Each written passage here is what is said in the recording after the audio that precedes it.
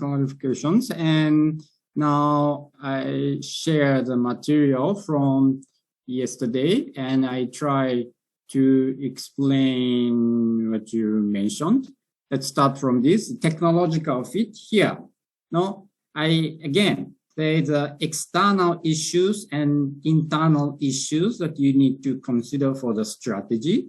For external issue, you have to consider about the customers' needs and also the competitors for the competition situation. For the internal issues, you have to think about resources that each company organization has, and also organization itself, especially the psychological issues, aspects.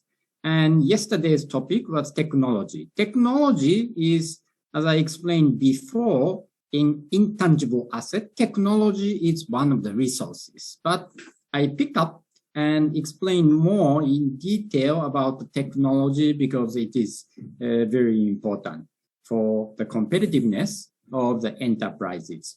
So technological fit is how to consider about the technology to be competitive, to make a strategy which fits with the technological characteristics, that is the technological fit to the strategy.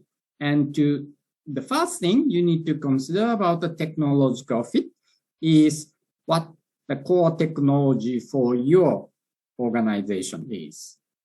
Okay, so that is a technological fit. And let me explain about this. One group asked me sub-core technology, right? Group 3, you asked the sub-core technology from this case. Is this correct? Oh. Maybe, yes. Yes, yes, sub-core technologies. First, I mentioned about the core technology many times. But core technologies, for example, in the case of NEC, that is a computer and communication technology related to the computer and communication, but it's quite a broad idea. So in the case of NEC, to specify more for their strategies, they clarified what are included in this computer and communication core technology, and they identified several sub-core technology. For example, image processing technology is one technology included in this broad computer and communication technology. Large-scale integrated circuit, it is also another component of this broad idea. So this is the example for NEC. How about other companies? Let's say core technologies for Amazon. Let's say Amazon. Yesterday, when I explained about Amazon, what is the core technologies for Amazon, their image of the basic concept, vast selection of the goods through the internet with quick delivery. That is the image that they want to achieve. Then what can be the core technologies for them? Of course, the website as a platform, and also in the case of Amazon, it's fulfillment center. These are the core technologies, especially look at this fulfillment center, that is a distribution center like this. It's a huge center. Then, in this distribution center, they use various kind of technologies. If you look at the inside of their distribution center, actually they use a lot of robots. It's not human being who do all the work to pick up the goods and to put it in the box. No, usually the robots with AI, they come to the shelf where the ordered goods are, and the robot takes the goods and come to the center and put it in the box. So in this case, this robot is one subcore technologies. Another technologies to tell the robot where the necessary goods are. So there are several technologies are included in this distribution center, fulfillment center. So that is a core example of the core technologies for Amazon. In the case of Sharp, their image of basic concept was Sharp, liquid crystal display company. So LCD technology is their core technology. And for the LCD technologies, what are the sub-core technologies? In this LCD, there are several materials are used. So the material technologies to produce the material of this LCD is one sub-core technologies, and also production process. And this production technology is another sub-core technologies for Sharp. So first, you have image of basic concept as we discussed on the first day. Then from this image, you set what the core technology is for your company, for your organization. Then you think what are included in that core technology, in the core technologies. In the case of NEC, several sub-core technologies are included. So that is sub-core technologies. And one group asked me about the backend technologies. Backend technologies, that is technologies behind the company's system to produce products and to distribute products to the customers. One example of backend technology is, of course, the production system. That is one of the backend technologies, because company like Toyota produce car and distribute to the customers. Another case, let's say we show 7-Eleven. Backend technology is one of the backend technology, this POS system, point of sale system. Another backend technology is the factory which produces the lunchbox and sandwiches. But in the case of 7-Eleven in Japan, they outsource this part.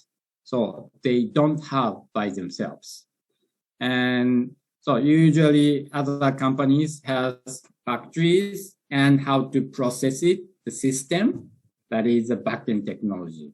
You remember we discussed about Uniqlo, It's an apparel company. Uniqlo is a backend technology for them.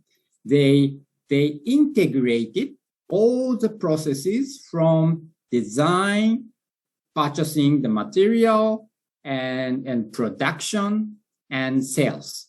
They integrated whole processes. For them, backend technology is this whole processes, all the processes. Of course, this process includes several smaller processes, design process, procurement process of the material, production process, and so on. So each smaller process are the components of their backend technology. And two groups asked about the value chain, to explain more about the value chain.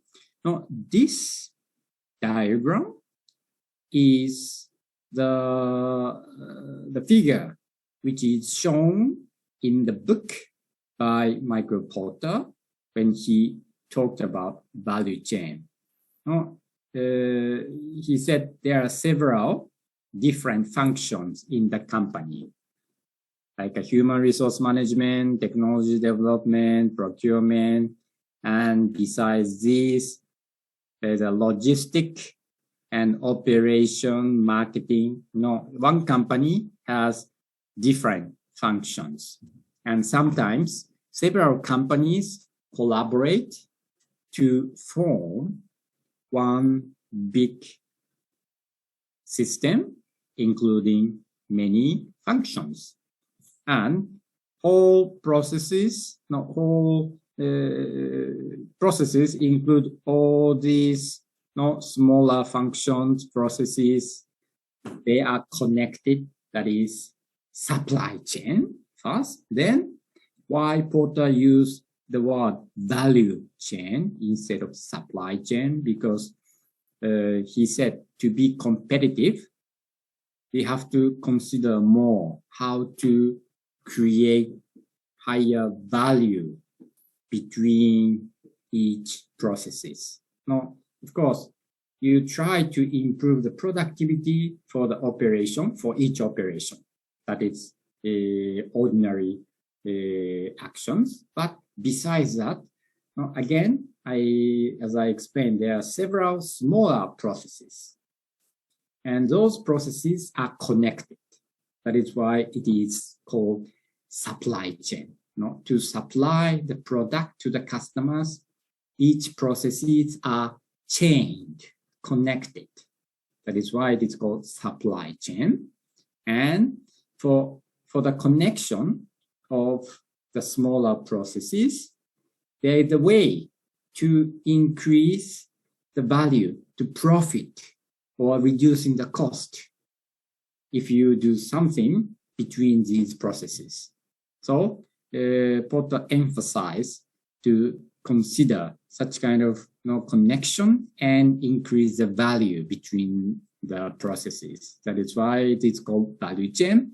And in this slide 20 of yesterday's material, I use a different kind of diagram, because Porter's diagram is very simple.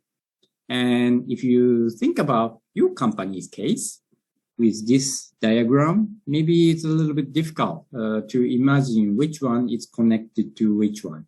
So that is why I described smaller processes and included in this diagram.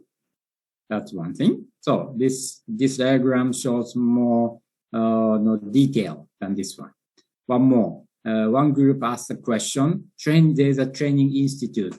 Why training institute? Because sometimes in the value chain, for some processes, you try to improve the skills of the staff.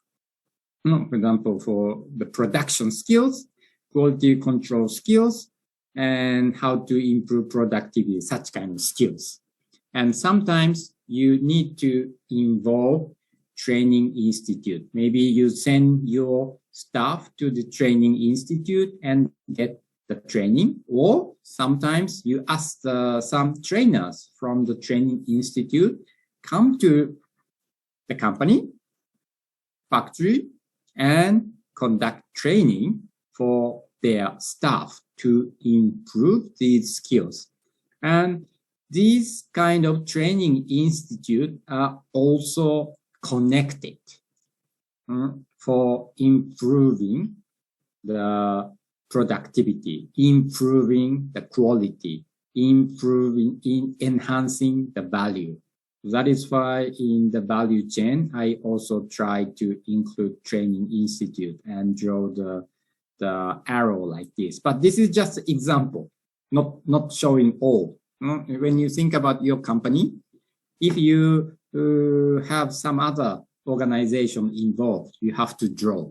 Sometimes here, I draw like a financial institution like bank, crowdfunding, and so on, because in many cases, company have to finance for their operation. So that is why I draw this, because they are also included.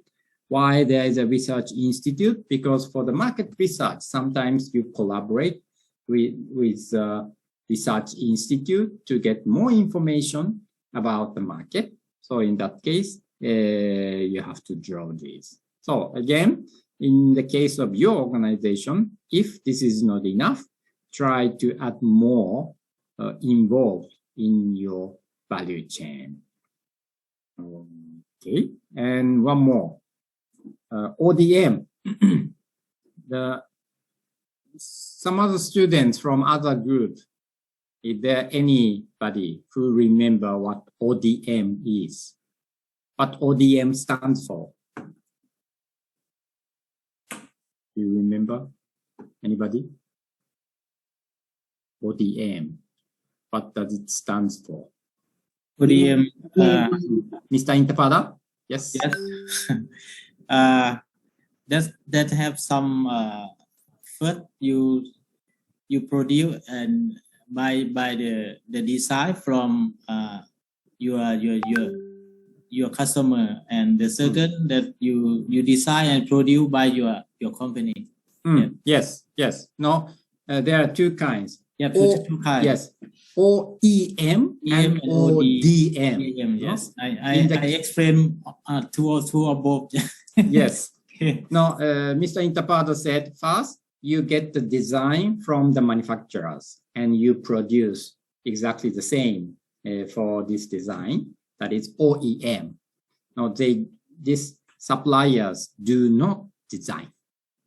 In the case of ODM, they design by themselves, sometimes suggest to the large manufacturers, they can use this, the components designed by the suppliers. That is why they can be, ODM company can be involved in even the designing process, development process of the new product, new model. So again, ODM, that stands for original design manufacturing. Okay? OEM, original equipment manufacturing. Just remember, there are several kinds of suppliers.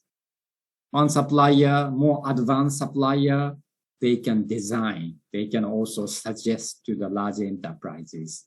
And such kind of better supplier, advanced supplier are involved in even the development of the new product or new model. Is everything clear now? I hope it's more clear now. Miss Cantley, you have more question? Yes, may I have one question? Yes, please. Yes, could you please explain more about supply chain and value chain? How different? Supply chain. A supply chain and value chain. Yeah. Okay. Basically, that shows those two words, supply chain, value chain, shows the same. Then what is the difference? With the word value, that means they supply chain is just the different processes are connected. Different processes from designing, procurement, production, distribution, and customers. There is a processes to supply products to the customers. And these processes are connected, chained, not chained. So that is why it is called supply chain. Supply processes are chained, connected. And value chain form is the same.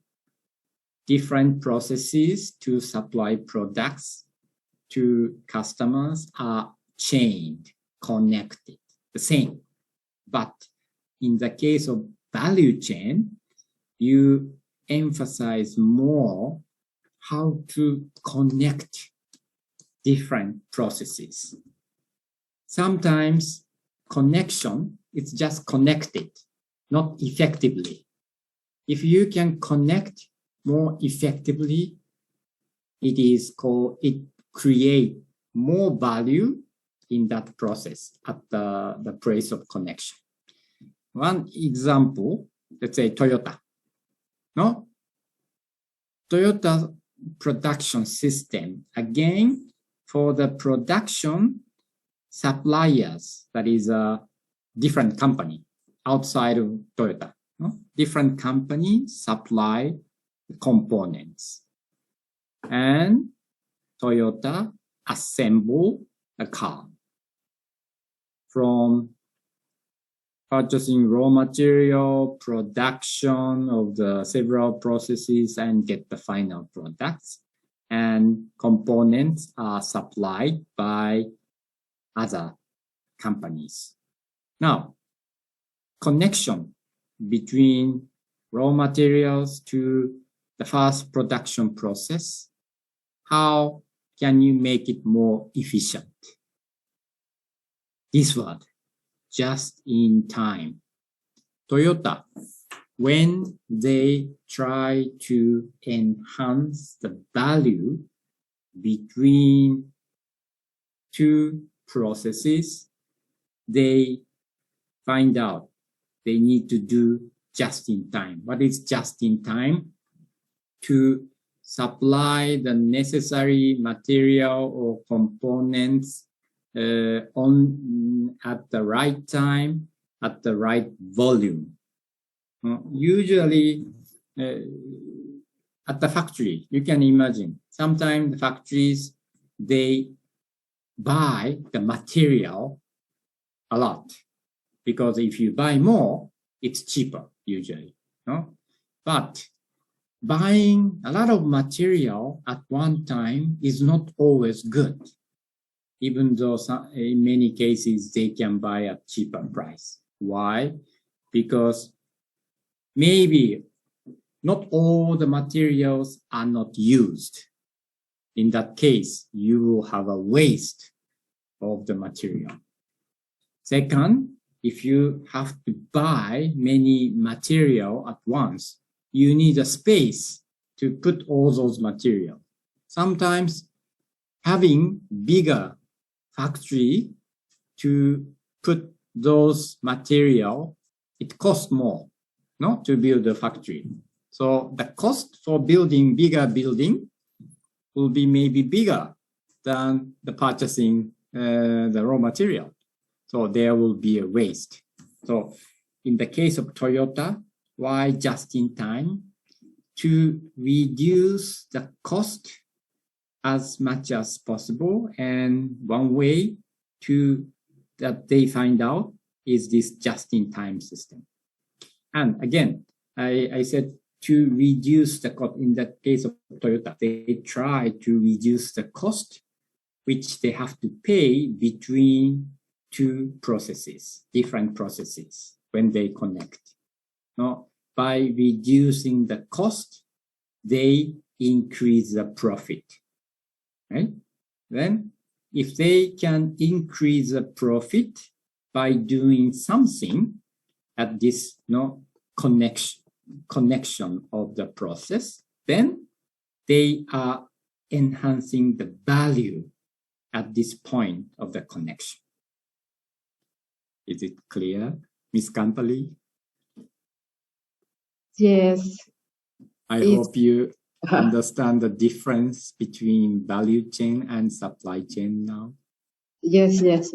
It's quite similar, but a little different. Yes.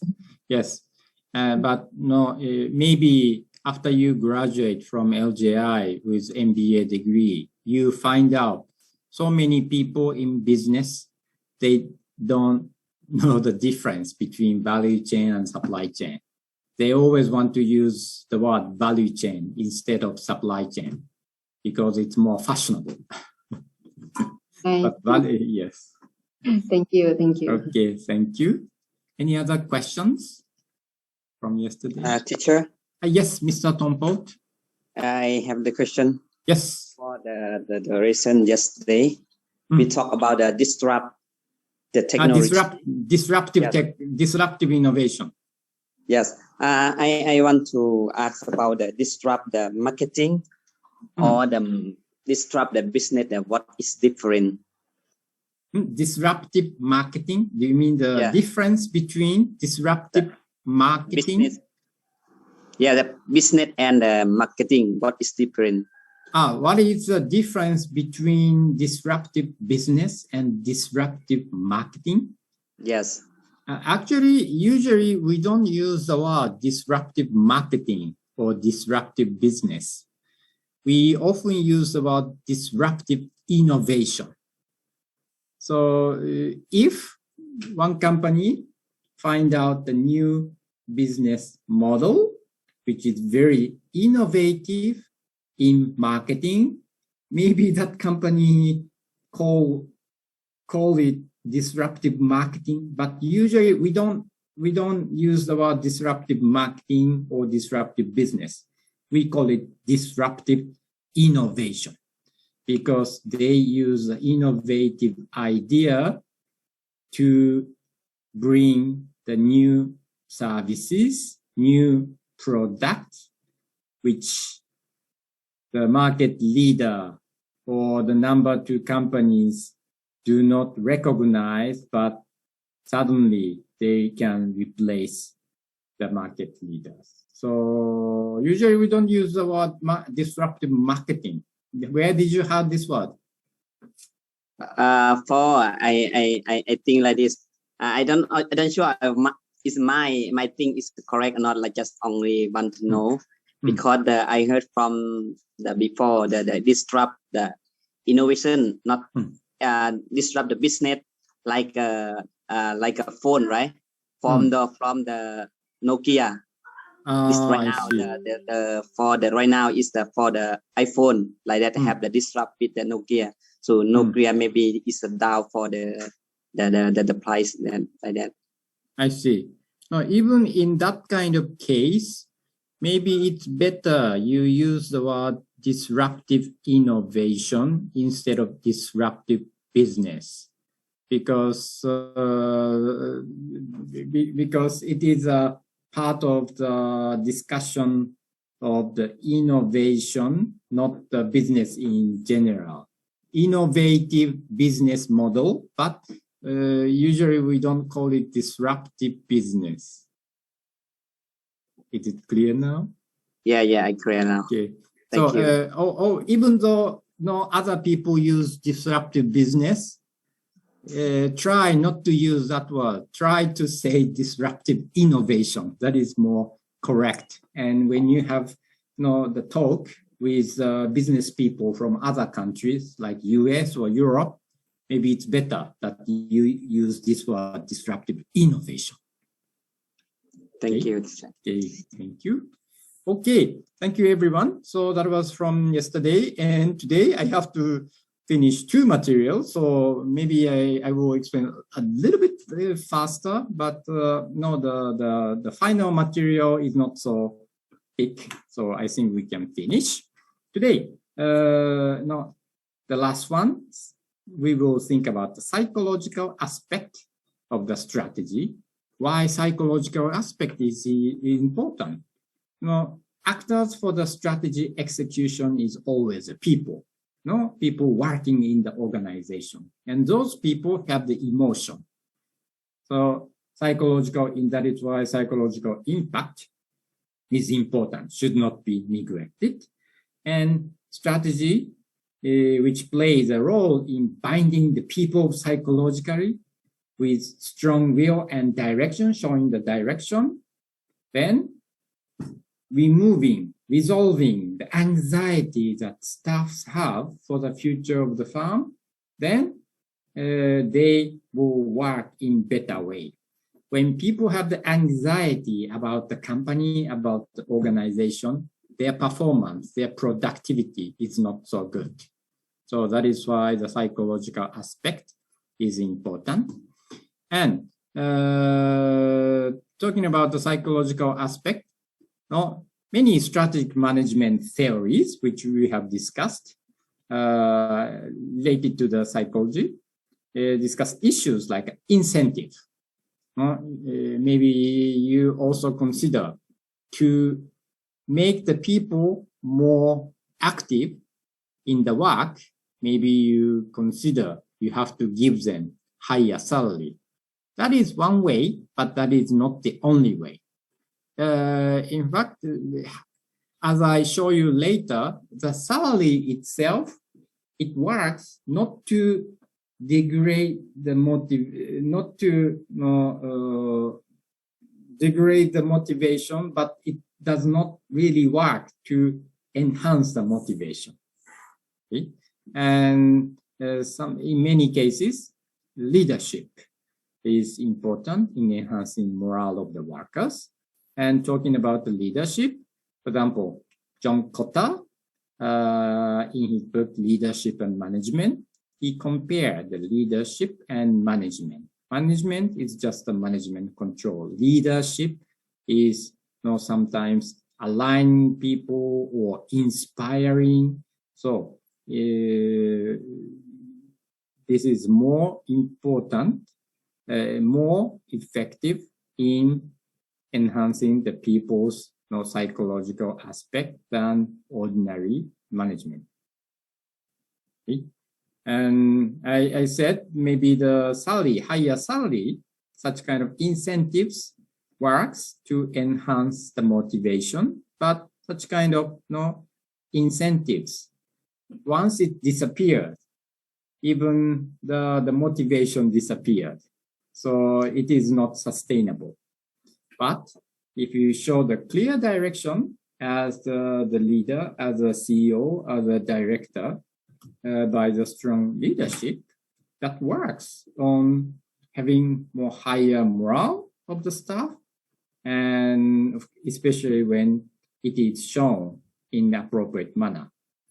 And important thing is such kind of clear direction enhance the self-productive energy.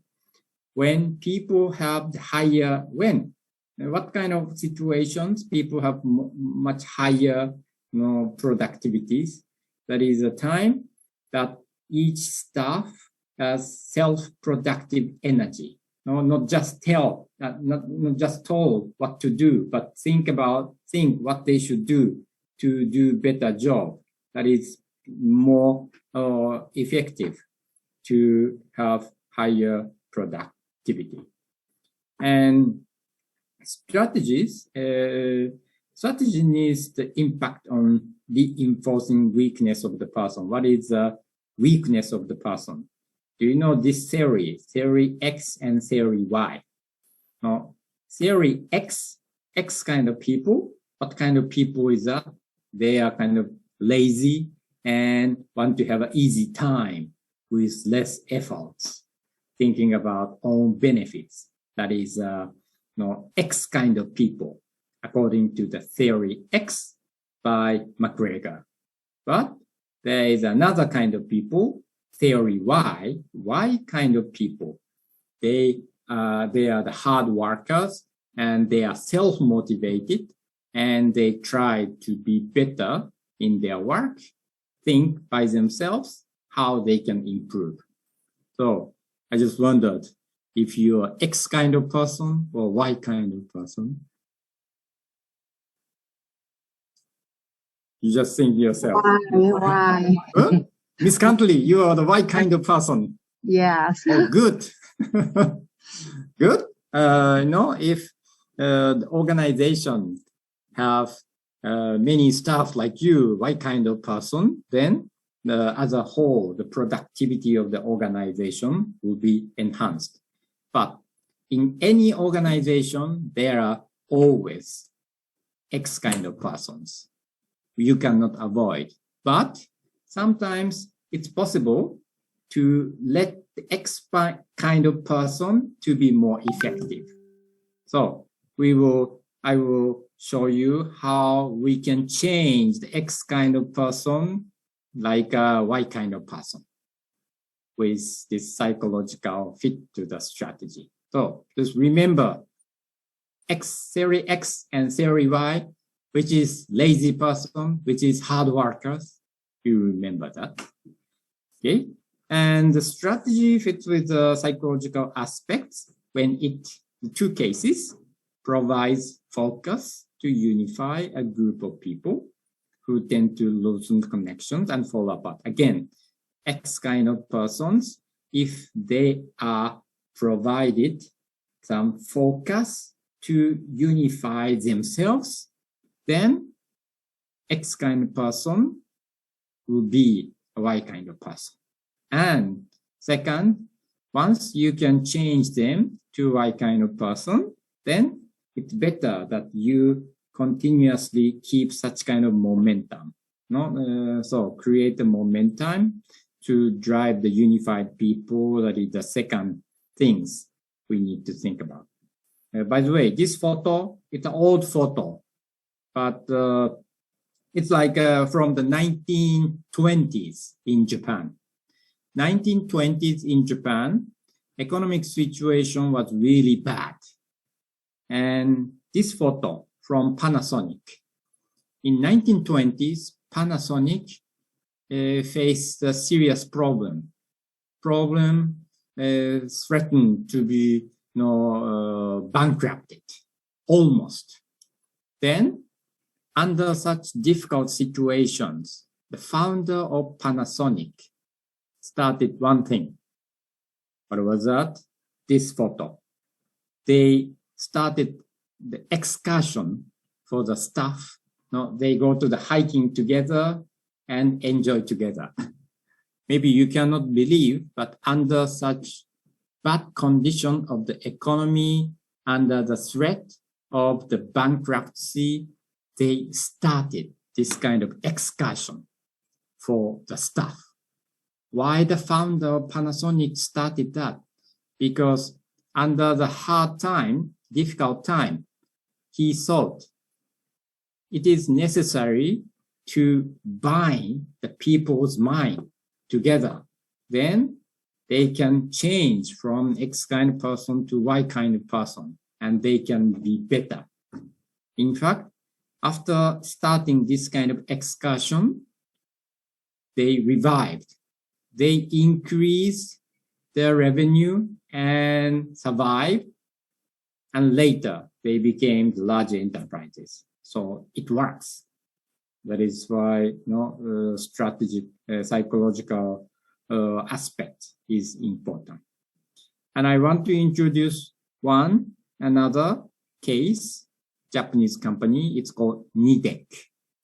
Nidec is a producer of this kind of motor or this kind of product components, this kind of sensors, especially the motors. No, they are the producers. And this is really the rapid growing company. And why they can grow rapidly? Because of the M&A. And since the foundation establishment of the company, they acquired more than 60 farms. Now it's a huge company. And as I said, they often acquire another company. And usually, the people who works for the company which was acquired by another company, they are afraid of something.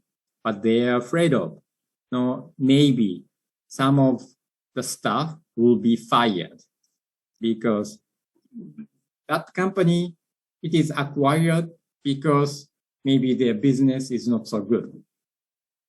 And if the business situation of that company is not so good, but acquired, most people think some of the people will be fired to be more effective. And when they have such kind of fear, they cannot do the good job.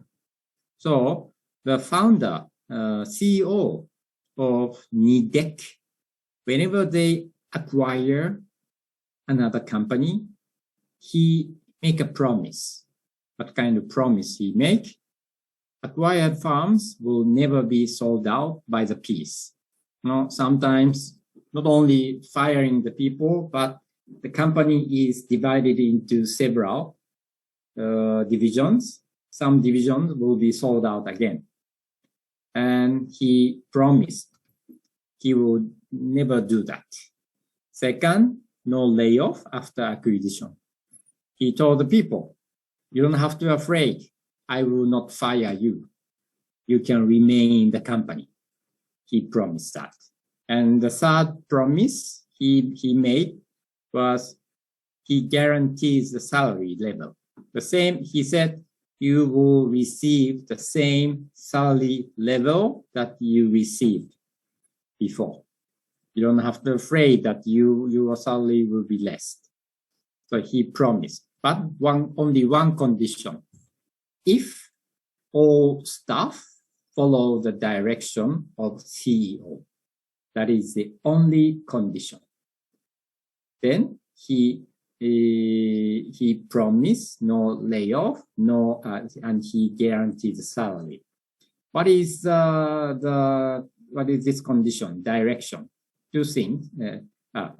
6S, it's called 6S and 3Q. 6S, you remember 5S, which I just briefly introduced yesterday. 5S is one of the activities in Kaizen, productivity improvement. And in the case of Nidec, 6S, he added one more, mana. In Japanese, saho. Usually 5S, seiri, seiton, seiso, seiketsu, shitsuke. But 6S, saho. In English, mana. And 3Q is the quality of employees, products, firm, company itself. So he tried to do the right actions based on these directions, 6S and 3Q. They guarantee this. And sometimes to re-energize the staff mind, the CEO of the huge company sometimes write the letters to the staff's family, not to the staff, to the staff's family. Your husband and husband's company was acquired by my company, but you don't have to be afraid that your husband will lose the job. I will promise to keep his job as long as he does the proper work. He writes such kind of letters to the families. And with all these, the increase of attendance rate, that means usually not good performing companies, many employees, their attendance, sometimes they don't come to the office, they do something else. And sometimes they come very late. And that is not so good, but such kind of attendance rate will be increased and have the better performance by the company. So most of the companies acquired by Nidec before the acquisition, their profit was very, very low. Their performance was not so good. But later it will be better. And that is why Nidec as a whole is the rapid growing company, still growing. That is the case of Nidec. And now, as I said, there are two things we need to think about. Provide a focus to unify a group of people and also create the momentum. First, I want to show how to unify the people. Here, I show 4 things. First, unfurling a banner. The meaning of unfurling a banner is like this picture, photo, this drawing. Now, this person have this flag. Now, usually in the battlefield, somebody in front has a flag and everybody else in the same group can see the flag. Then that kind of flag people follow and people have under this flag, they are united. So when they fight, they will do good. But unfurling the banner, even in the case of the companies, if you can show something like this to all the members, then it's possible to unify the people's mind. For example, top management show the exciting dream. In the case of Sony, when it is established, soon after the World War II, the founder said, we are going to construct the factory with open-minded and pleasant atmosphere. So engineers come and work together. We have an open-minded atmosphere. You can make a development of any new field that you are interested in. We will make a interesting new product. That is what the Sony's founder said. Or Honda's founder, when it is still small company, he said, one day we will make a good motorcycle and we will win the racing, world-class racing competitions. Such kind of, even the founder of Honda showed such kind of banner, and that excited all the members. So if you can show such kind of exciting dream as a top management to the employees, that means you are unfurling a banner. Okay? And the second thing, to show the priority with distinctive resource allocation and personal affairs.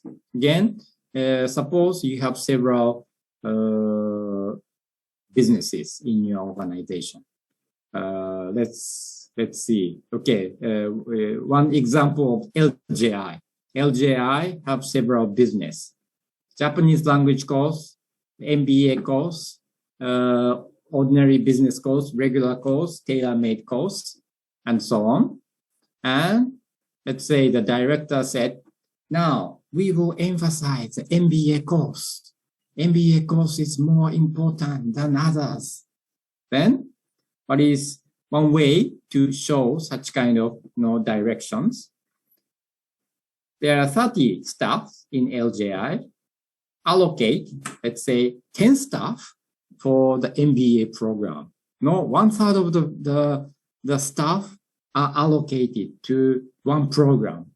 That clearly shows that director emphasizes this program, MBA program, because MBA program involves 10 staff. Other programs, maybe only 2 staff each. No clear difference. If as a director, if you can show such kind of clear difference and distinctive resource allocation or personal affairs, then people understand easily what the direction is. And if you cannot show such kind of clear directions, usually each divisions, they have a conspiracy to maximize their profit, their benefit. Maybe even in the LJI, the people working for the Japanese language course, they have some conspiracy to get more budget allocation from the director than the postgraduate divisions. And they want to get bigger than the postgraduate divisions. If the director does not show the clear directions, each division start thinking that way. So sometimes you need to show the priority, or sometimes even giving the shock therapy works. What is the shock therapy? To give the staff the shock. For example, LJI has some kind of sanctuary business area. Let's say LJI's name is Laos Japan Institute, not Human Resource Development Institute, LJI. There's a name, Japan. But as a shock therapy, let's say the director said, we will abandon the Japanese language course. We have a name, Japan Institute, but we will not have Japanese language course anymore. We will forget about that. Then that is a kind of shock therapy. People will be shocked. Oh, we have a name, Japan, but we will not teach Japanese language anymore. And that kind of with the shock therapy, people realize, oh, we have to do something. Otherwise, we will lose our identity. And such kind of shock therapy sometimes works in unifying the people. Or the third case is the intensive common task. For example, in many cases, many companies have something movement, something campaign. This is one example. The company in Japan called Dixil, he has a special month a year. It is called Dixil Quality Month, and they call it Quality Campaign, Quality Movement. In that month, all the staffs, including marketing or general affairs or others, have to think about how they can improve the quality. Of course, in other months, they think about that, but in this special month, they will think about that. And such kind of intensive common task sometimes works to bind the people's mind. And also the fourth thing, information sharing. You can imagine, in your companies, there are 5 groups in your division. Suppose other 4 members are given the very important information of the company. Only you could not get such kind of information. Then what do you think? Maybe you don't feel that you are part of the team because you are not given the important information. So sharing the information with everyone is among all members. It's very important. Not only accumulating the intangible asset, but to bind the people's mind. That is important. And talking about the psychological aspect, I want to show some example, like Google. Not everybody knows Google. That is a huge company now, and that is an IT giant. Even the IT giant like Google, when they try to find out what are the most important factors of the high productivity teams, in the end, they find out 5 things are important. And there's one most important aspect. Most important aspects they find out for the higher productivity in the team is psychological safety. Other 4 are like here, written here. What is psychological safety? Again, let's say later, I will send you to the group breakout session. You are in the group. You are a group of the 6 people. And if you don't feel that you feel free to express whatever opinions you have, that means that group does not have psychological safety. Psychological safety is anybody, all the members feel they can express whatever opinions they have. Then they share any opinions and they will be more creative. That is the psychological safety. So again, think about your company, your organization, your team, the actual team in your work. Can you express whatever opinions you have to your boss, to your colleague? If you cannot, that means your organization does not have full psychological safety. And there's more for the improvement, because if you have the psychological safety in the organization, the productivity of your organization will be higher. That is the findings of the Google. They had a project called Project Aristotle, and that is their findings. Even Hitachi, not Japanese companies, they developed a wearable sensors, but you can wear, like here. Here, he wears the sensor. Here, she wears the sensor. Here, he wears the sensor. What do they do? Now, wearing this sensor get the information about their conversation, how loud their voices is when they discuss, or what is the movement of the body. And this sensor collects such kind of information. And they made an experiment. One group they during the lunchtime they had a chat with their friends, with their colleagues. They can talk whatever talk they want. They chatted each other. Another group during the lunch, they are not allowed to talk. So each person very quietly eat lunch alone. Then in the afternoon, they measure the productivity of each group's staff, and they find out there's a clear difference between in terms of the productivity between two groups. So what do you think? Which group had higher productivity in the afternoon? The group which had a talk, not any talk during conversation during the lunch, or the group with no talk, without talk, who are not allowed to talk during the lunch. Which group had higher productivity in the afternoon? What do you think? Anybody?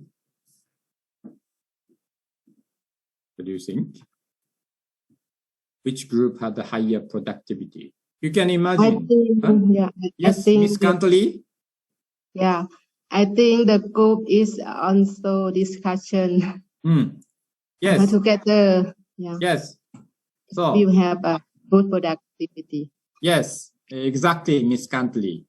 The group with the discussion or chatting had higher productivity than the group without conversation.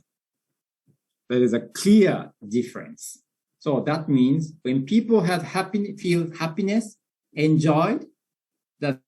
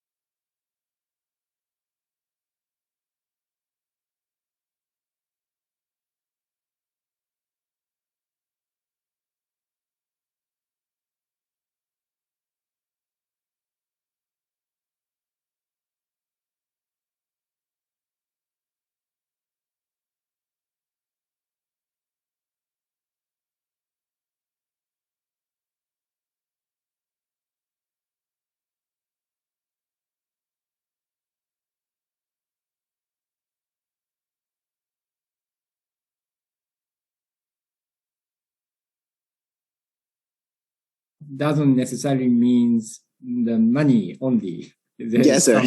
something It depends on different. the budgets. Yeah. No. But if you need to give the higher salary for having higher motivation, then you have to continuously adding more money. You cannot do that continuously. So you have to find out something else to search what are the source of their motivation. Okay. But let's talk about in the group. Let me share the material again. So now I would like you to discuss this. Suppose you are the owner of the company with more than 100 employees manufacturing clothes for export to the Japanese market. You always require employees meeting high levels of work. You have already introduced Kaizen, productivity improvement activities at your factory. Then, now, please discuss how you can enhance the quality of work by enhancing psychological safety. This is a word I repeated many times today. Enhance psychological safety of your employees. Please discuss how you can enhance the psychological safety of employees so that you can have the higher productivity teams. This is the topic I would like to discuss. And now I will send you to the breakout session. And for the breakout session, you have 15 minutes. Okay, so see you after 15 minutes.